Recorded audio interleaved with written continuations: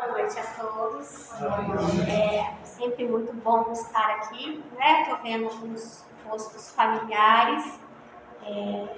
Eu fiz parte dessa casa por muito tempo, né? Daí eu mudei de cidade. Então, quando eu venho, para mim é sempre uma grande alegria, né?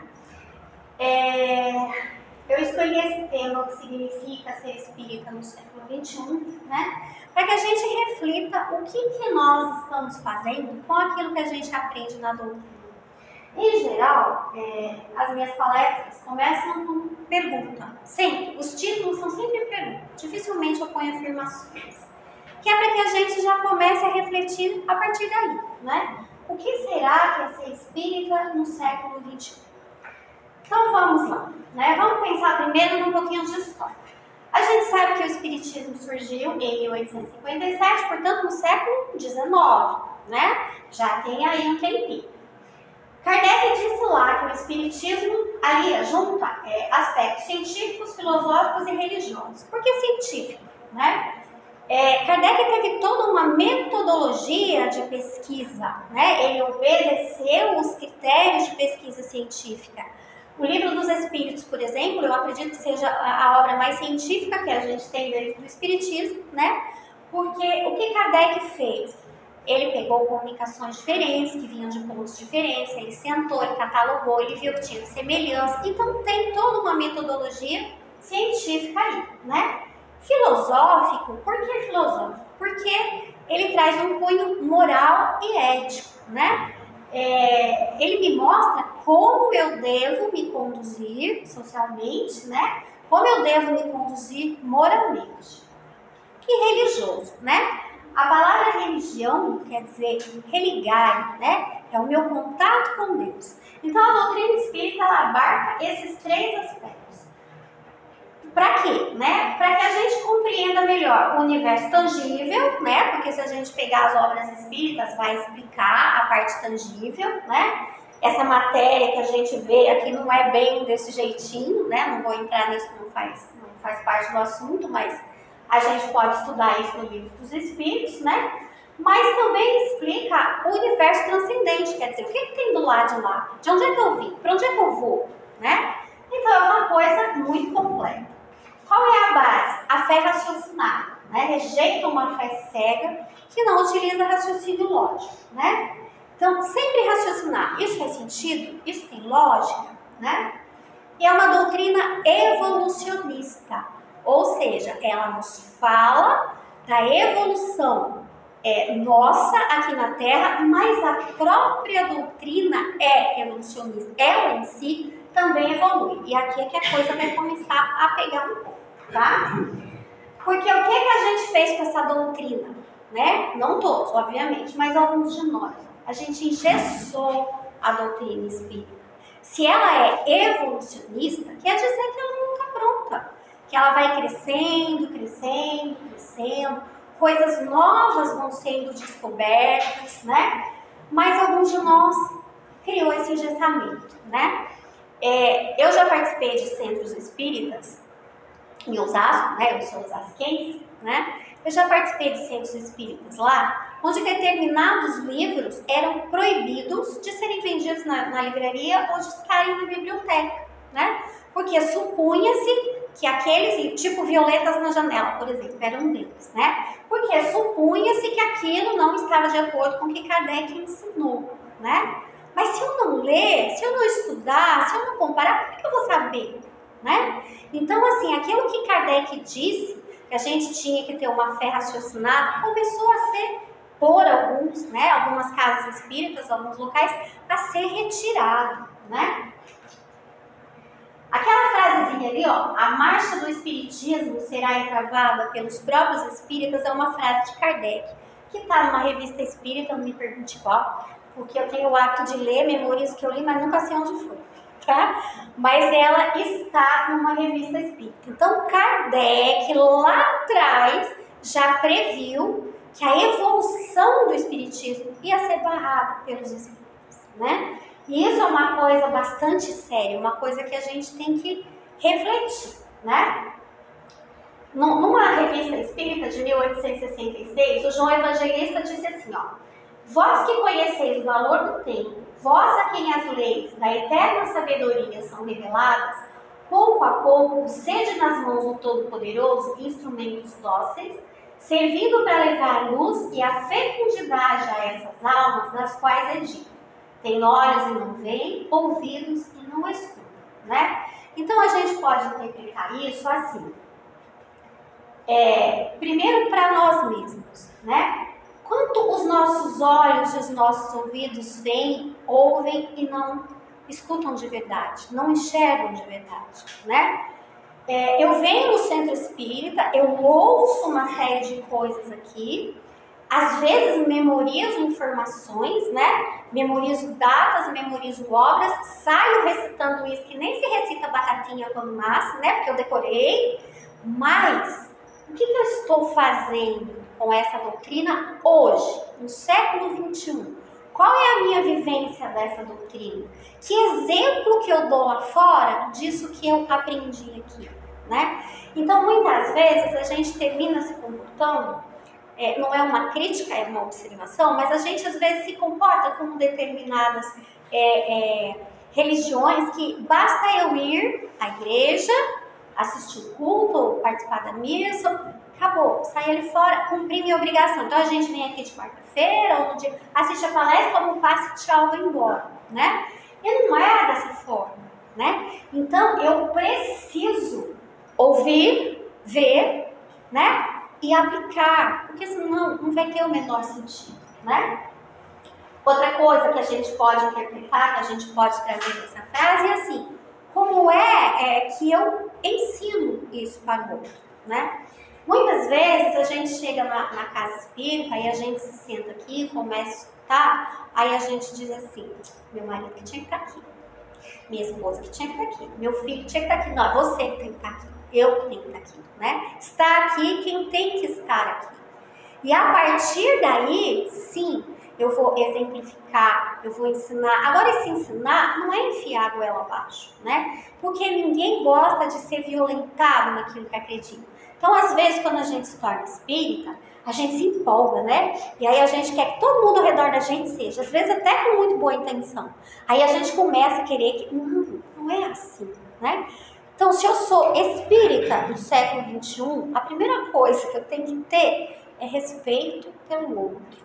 Então, vamos dar exemplo de como é bacana ser espírita. Se o outro tiver que chegar lá, ok. Se ele não tiver, ok também. Não está escrito em lugar nenhum que todo mundo tem que ser espírita. Está escrito? Não está, né? Não está escrito. A máxima do Evangelho é: fora da caridade não há salvação. Não é fora do espiritismo não há salvação, né? Então, uma das coisas que a gente precisa tirar, quando eu mostrei a imagem ali do engessamento, né? É essa coisa de achar que só a gente sabe tudo, só a gente... Não é assim, né? Não é dessa forma. A gente conhece algumas coisas que outras crenças não conhecem, mas isso não anula o que existe nos outros lugares e nas outras pessoas, né? A gente cria dentro da lei de causa e efeito dogmas que não existem oficialmente dentro da doutrina. Tem dogma dentro da doutrina? Não, mas a gente cria, né? A gente cria. Eu vou contar para vocês uma situação que eu vivi há muitos anos atrás, né? Que dá um exemplo desse engessamento e desses dogmas criados. Eu tive um casamento muito curto, né? Com 2 anos eu quis me separar, né? Aí uma pessoa dentro do centro espírita chegou para mim e falou assim: mas você não pode se separar, ele é seu karma. Porque aquele que a gente tem dentro de casa é o karma da gente. Onde é que está escrito isso? Né? Aí assim, eu tomei um choque, falei: como é que ela sabe que é o meu karma? Né? Porque alguém alguma vez falou numa palestra, ela leu que existem sim situações, mas isso não é regra. O dia que eu fui lá escolher fazer meu planejamento reencarnatório, diga-se de passagem que eu acho que eu estava com mania de grandeza, né? Mas assim, o dia que eu fui lá escolher, né? Eu escolhi pra mim. O dela não é igual ao meu. Pode ser que se ela quiser se separar, ela não consiga, porque sim, existe um karma, mas, né? Eu me lembro que respondi assim pra pessoa: mas eu não odeio ele. Só que se eu ficar casada com ele 10, 15, 20, eu vou odiar. E aí sim eu vou criar um karma, né? Aí ela respondeu assim, vai ver que numa encarnação passada, você ficou casado um tempo, faltava só 2 anos para completar, né? E aí, então veja, gente, isso dentro de um centro espírita. E não era uma pessoa iniciante no espiritismo, era uma pessoa que dava cursos na casa. Então, às vezes, a gente tem esse tipo de engessamento, de generalizar. O meu planejamento é meu, o dela é dela, o dela é dela. Não é igual. A gente não pode fazer isso, né? A gente cria punições que não existem, né? Está acontecendo isso na vida de fulano, porque de certo na vida passada, né? Viu? Não me diz respeito por que está acontecendo. E a gente cria ritos, né? Cria rituais que nunca existiram dentro da doutrina. Que é mais ou menos isso que eu falei, né? Até aqui eu fui católica, eu deixei de ser católica e agora eu não vou mais na missa, não comungo mais, então vou lá assistir palestra em paz, né? Rito. Não é rito. Eu não tenho que vir aqui por um ritual. Eu tenho que vir aqui para aprender, para aplicar aquilo que eu aprendo na minha vida, né? Bom, falamos um pouco da história, um pouco de coisas do espiritismo. E como é que é a Terra hoje, no século XXI, né? Como que é a Terra hoje, gente? Tá bacana aqui? Né? Não tá, né? A Terra é bacana, nós aqui não. Tá bacana viver aqui? Não tá. Tá muito difícil, né? As coisas estão muito complicadas. E essa complexidade do momento que a gente está vivendo só aumenta a nossa responsabilidade enquanto espírito. Como que é essa Terra hoje? Ó, um quadro geral, né? A gente tem algumas ditaduras, que é a ditadura da alegria, a ditadura da beleza e da juventude eterna, o culto ao consumo, o aumento dos suicídios e dos transtornos psiquiátricos, né? Tem coisa legal? Tem coisa legal. Tem, né? Eu não botei as coisas legais pra gente refletir como ajudar nessas coisas difíceis, né? Não é por pessimismo, mas é pra gente refletir qual é o nosso papel dentro dela. Então, a ditadura da alegria. Você já percebeu que ninguém mais pode ficar triste? Né? A pessoa tá triste, o outro vai lá, fica triste não. Né? Não fica assim não. Tem uma coisa que eu sempre falo, né? Que eu vivi dentro desta casa aqui, inclusive. Meu pai faleceu, tem 6 anos, eu frequentava esta casa quando meu pai faleceu. Alguém aqui fica feliz quando o pai falece? Não, eu também não. Né? Eu também não fiquei feliz. Veja, existe uma diferença entre tristeza e revolta. Fiquei triste, muito triste. Foi uma coisa muito marcante. Eu estava com ele no momento da morte, só eu e ele. Então foi uma coisa assim que ficou. E eu chorava muito, porque eu sentia saudades. E aí eu ouvia aqui dentro. Mas você não é espírita? Você não sabe que você vai rever o seu pai? E eu ouvi isso 1 vez, 2 vezes, 3 vezes. Na 10ª vez eu perdi a paciência. Até demorei um pouquinho para perder, né? Eu perdi a paciência e eu respondi assim, sim, eu vou ver meu pai. Não sei quando, não sei como, não sei em que circunstância, não sei se ele está num plano mais elevado que eu vou estar, se eu vou estar num plano mais elevado. E outra coisa, eu sinto saudades do meu pai. A gente sente saudade de quem está vivo, né? Eu sinto saudades, eu não quero que ele volte. Muito pelo contrário, quando eu estava lá com ele, eu disse para ele, pai, vai embora, né? Larga esse corpo, né? Então, assim, a gente não respeita o sentimento do outro. E aí a gente vai engolindo. Veja lá as redes sociais, alguém se publica tristeza, é um outro, né? Em geral tá todo mundo feliz, passando férias em Paraty, não sei, né? E a gente lá em casa, lavando louça, vendo aquilo. Então veja, não pode mais ficar triste. Lógico que pode. Vocês assistiram Divertidamente? Vocês sabiam que esse filme, ele foi... muitos neurocientistas foram consultados para que esse filme fosse feito, né? Porque a tristeza faz parte. E no filme 1, quem resolve toda a situação? A tristeza. Eu não posso negar o que eu sinto e nem obrigar o outro a negar. Quer ver uma coisa que a gente faz que é horrível? A criança cai, se machuca e começa a chorar e a gente fala assim para ela, isso não é nada, para de chorar. É sim, tá doendo, né? Então eu vou dizer, olha, você se machucou, que chato, tá doendo, eu entendo. Pronto, acolhe, né? Mas não pode ser triste, não pode, né? Ditadura da beleza e da eterna juventude, né? Hoje em dia é errado ter cabelo curto. Eu tive um aluno uma vez que me perguntou por que eu tinha cabelo curto se eu era mulher, né? Não pode ter, não pode ter cabelo curto, o cabelo tem que ser liso, eu tenho que estar siliconado, eu tenho que estar, né? Existe uma ditadura, um modelo. Deus é tão criativo e fez a gente tão diferente por criatividade e agora a gente quer criar produção em série, né? Se eu não tiver com os lábios assim, se eu não tiver sem poder mexer em minha testa e outras coisas mais, tá errado, né?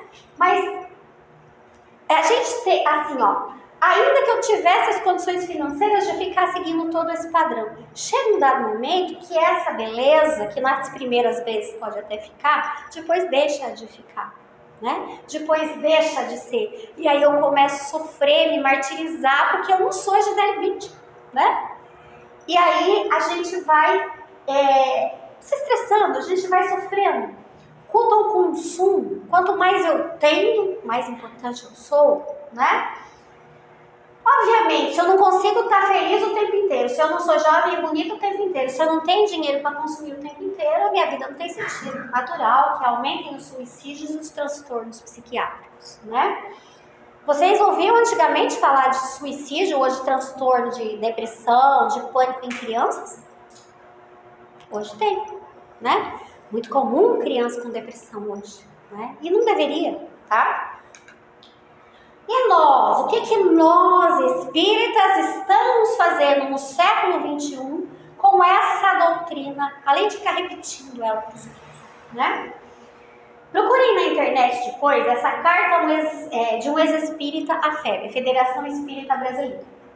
Filtrem o que ele vai escrever lá, mas por que ele é um ex-espírita?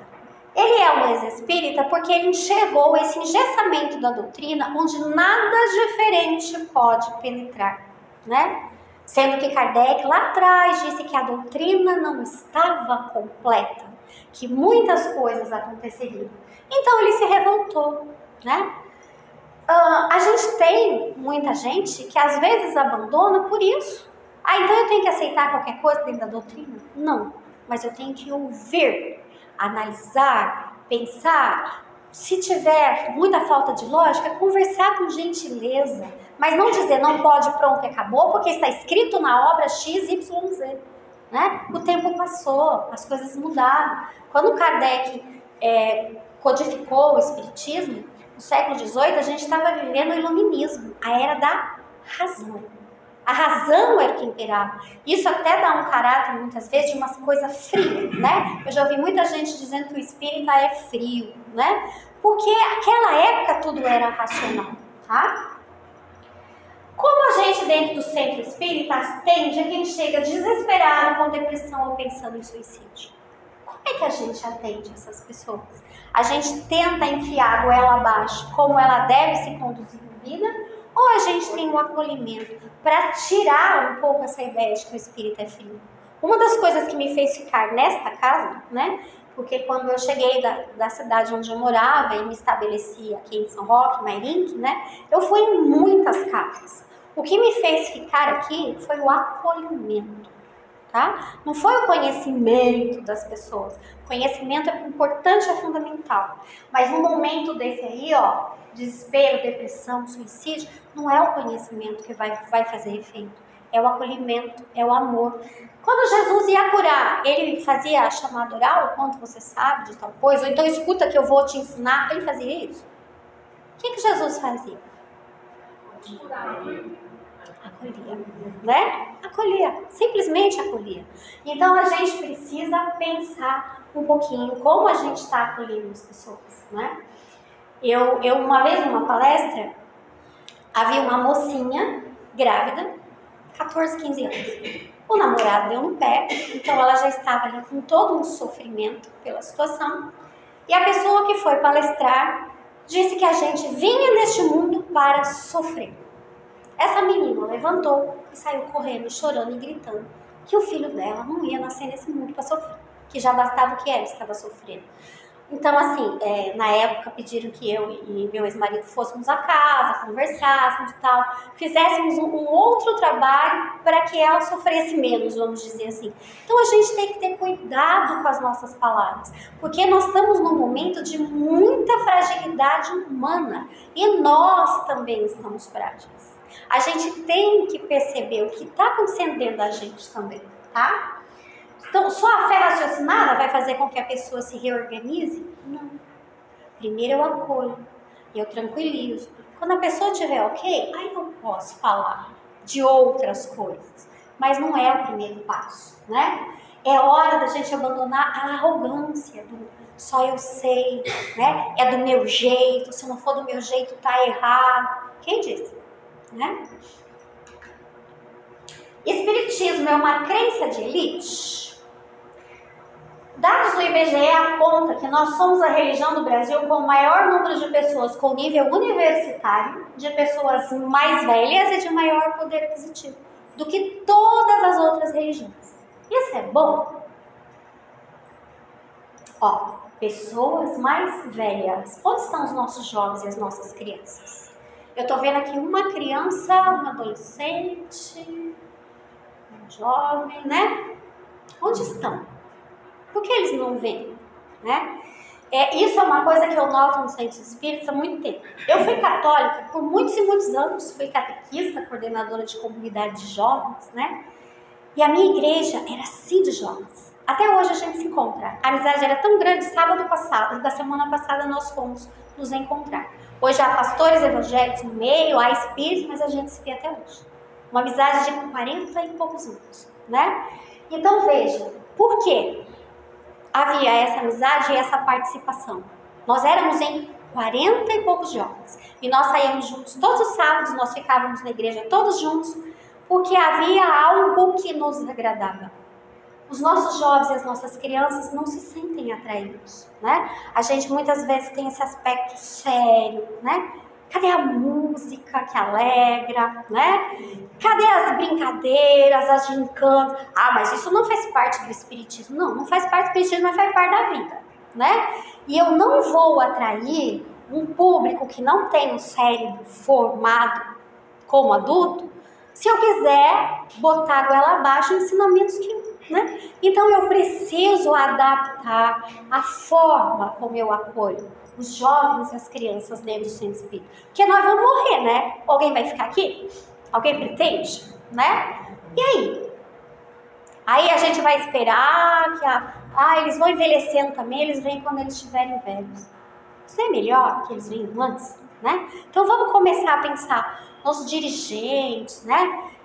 Os presidentes dos centros, como é que a gente faz para atrair a galera jovem? É música, é teatro, é jogo, é gincana, do que eles gostam. Vamos pensar. Kardec disse que a gente tinha que estudar tudo. Ele não disse que a gente tinha que estudar só espiritismo. Que tal estudar a psicologia das idades? Né? Pra gente saber o que fazer aí. Essa história aqui é o cego Bartimeu, né? Tá lá na Bíblia. Bartimeu queria enxergar. E ele tinha uma capa.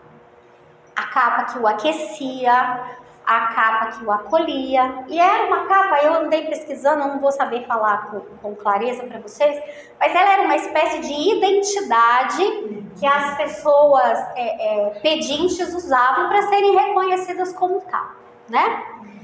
Só que quando Bartimeu viu a oportunidade de chegar em Jesus, ele largou tudo. Seu bem mais precioso, que era a capa. E chegou lá e disse, Senhor, que eu veja, né? Então a gente também precisa largar a capa, né? A gente só vai ajudar o outro quando a gente largar essa capa e permitir que Jesus cure a nossa cegueira, né? Que a gente consiga enxergar, que a gente consiga planejar a nossa evolução. Se eu vou comprar um carro, eu planejo, não planejo? Vai ser a prestação? Vou dar entrada? Não vou dar entrada? Se eu vou viajar, como é que vai ser? De avião, de navio, de carro, de cavalo? Eu planejo. Alguém aqui já parou para planejar a própria evolução? Já escreveu? Né? Pois é, a gente planeja tudo, menos isso. A nossa evolução exige planejamento, estratégia, autogestão. É mérito impessoal e intransferível. Por isso que não é meu marido que já está aqui, sou eu. Né? Eu é quem tenho que fazer. Isso é ser espírita no século XXI. Né? Hoje tudo é diferente lá do século XIX, de Kardec. A velocidade do tempo, os convites à alienação que a gente tem hoje, a depressão, tudo é diferente. Então, se hoje vocês saírem daqui, de tudo que eu falei, vocês lembrarem só dessa parte, que eu tenho que planejar a minha evolução, já vou ficar feliz. Né? Porque aí vocês vão chegar em casa e vão pensar, bom, como é que eu planejo minha evolução? O que eu tenho de qualidade? Isso. Ah, essa qualidade eu posso colocar a serviço disso. O que eu tenho de defeito? Isso. Isso aqui eu não sei lidar ainda. Aí o dia que eu tenho a caixinha do não sei lidar, eu ponho lá na caixinha do não sei lidar e vou pegar o primeiro defeito que eu sei lidar. Vamos tentar corrigir isso? De que jeito? Ah, corrigir, conseguir. Vamos para o segundo, né? Isso é um planejamento estratégico de evolução, tá? Evoluir requer simplicidade e leveza. A frase conhece-te a ti mesmo, né? Lá do oráculo de Delfos, que os gregos consultavam muito antes de Cristo, né? Isso estava escrito lá no templo, né? É a principal coisa, me conhecer. Aí eu vou descobrir que eu sou invejosa, eu vou descobrir que eu sou maledicente. É legal descobrir essas coisas? Não. Mas me consola saber que não sou só eu, todo mundo aqui também é. Né? A gente está no mesmo barco. É aí que eu falei, vamos separar. O que eu consigo lidar hoje, o que eu ainda não consigo, né? Vamos ter alma tranquila e em paz, porque eu tenho a eternidade para me corrigir. O que não quer dizer que eu tenho que parar e descansar, né?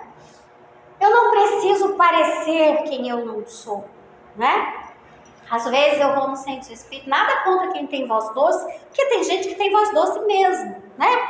Mas eu já vi espíritos assim, queridos irmãos em Jesus, né? Aquela doçura, depois ali fora, Deus me livre, guarde, né? Então veja, eu não preciso parecer quem eu não sou, eu não preciso fingir que estou fazendo caridade, né? Tem uma série de coisas que eu preciso abolir para ser espírita do século XXI. A máscara no avião, todo mundo sabe disso, né? Que quando você está num avião que tem uma pane, primeiro você põe a máscara no adulto, né? Para depois socorrer a criança. Se você puser na criança primeiro, às vezes não dá tempo, você desmaia, que não desmaia junto, morre todo mundo, né? Então, a máscara eu tenho que pôr primeiro em mim, né? A máscara do espiritismo em mim. O que eu consigo, o que eu posso, quem eu devo ajudar, como eu devo ajudar, como eu devo ensinar, que exemplos eu posso dar, tá? A compreensão muda tudo, sem que nada se altere, né? Se eu compreendo tudo isso, tudo vai mudar dentro de mim, mas a realidade é a mesma, por isso eu escolhi essa imagem. Ele está no meio de uma guerra, mas ele está tocando piano. Né? Então esse mundinho de depressão, que a gente diz de expiação e prova, de todas essas coisas difíceis que eu falei, vai continuar ali. Mas dentro de mim está diferente. E aí eu vou saber lidar com isso de outra forma. Voltar ao simples, né? Mais uma vez citando o oráculo de Delfos. Nada em excesso. Uma coisinha por dia, uma coisinha de cada vez. Bom, hoje eu tô brava com fulano, eu vou tentar entender por que aquela pessoa me irrita tanto, né? Não aguento meu chefe, não posso nem falar, minha chefe tá ali, eu não posso nem falar mal porque ela tá ali hoje. Eu trouxe ela comigo, né? Não aguento minha chefe porque ela faz... Por que será que ela faz isso? Será que ela precisa da minha ajuda? Será que ela viu, né? Então veja, simples. Um pouquinho por dia. Porque como eu disse, a gente tem a eternidade, não precisa ter pressa, né? Opa, desculpa. Então, o que é ser espírita no século XXI? Eu olhar mais para mim do que para o outro. Eu ser natural, eu ser simples, eu planejar a minha evolução. Eu entender que a vida, o planeta, o universo, o próprio Deus não são estáticos. Tudo muda, o espiritismo também muda. Hoje eu vejo no espiritismo uma coisa que eu nunca achei que eu fosse ver na minha vida, duas correntes, né? Os progressistas e os tradicionais, né? Não devia haver isso. Usar de menos falação e mais ação, porque às vezes a gente fala e não faz nada. E essa frasezinha aí, negrito, né? Está lá no Evangelho, segundo o Espiritismo. Conhece-se o verdadeiro espírito e o verdadeiro cristão pelo esforço que faz em si melhorar, não pelo esforço que faz em melhorar o vizinho, certo? Eu encerro dizendo que viver no Espiritismo, né, que o Espiritismo é sinônimo de viver em paz profunda, quando a gente segue as estratégias certas.